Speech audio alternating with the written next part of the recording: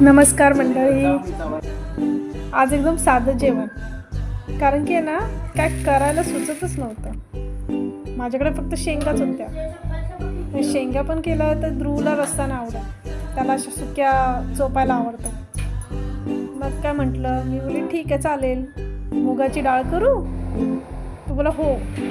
मग एकदम साधी सिंपल, तिखट वाटणार, ओल्या वाटणार, म्हणजे बघू ना लसूण मिरची टाकून साधं सिंपल आपली मुगाची डाळ केली आणि आपली शेवग्याच्या शेंगा केल्या. साधं सिंपल जेवण, काय ताकझाक नाही, काय तिखट गोड नाही, काय नाही. हां, आंबट गोड मात्र नक्की झालं माझं. आणि डाळ पण आपली अशी आहे ना की ती सूप टाईप पण पिली ना तर खूप छान लागते.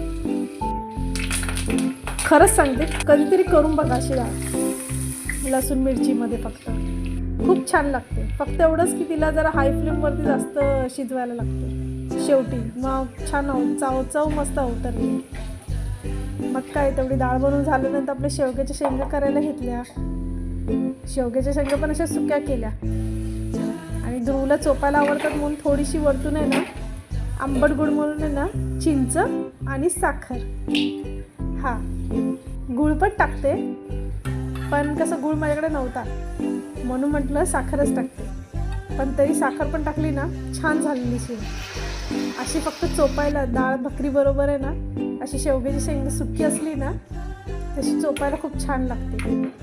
ना शेंगदाण्याचं कूट, ना ओल्या खोबऱ्याचं वाटण, ना सुक्या खोबऱ्याचं वाटण, काहीच नाही. साधं सिंपल आपल्या कांदा टमाटरमध्ये अप्रतिम होते. कधी सुचलंच ना तर एकदा ट्राय करून बघा, खूप आवडेल तुम्हाला. चला मग, बाय बाय, या जेवायला.